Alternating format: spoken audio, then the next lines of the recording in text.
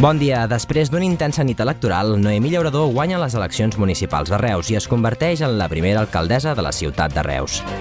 Esquerra Republicana assumeix el repte de governar per tots els reusencs i reusenques a través del diàleg i encara un projecte per fer un Reus millor.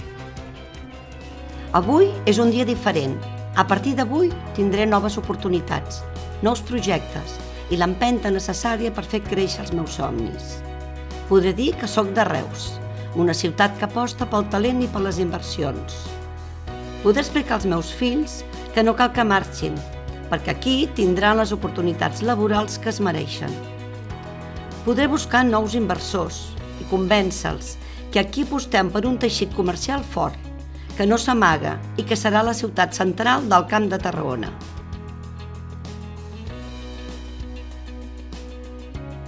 Per fer-ho, estic segura que Reus compta amb totes i tots vosaltres i amb moltíssima més gent. De la mateixa manera que jo també em poso al vostre servei.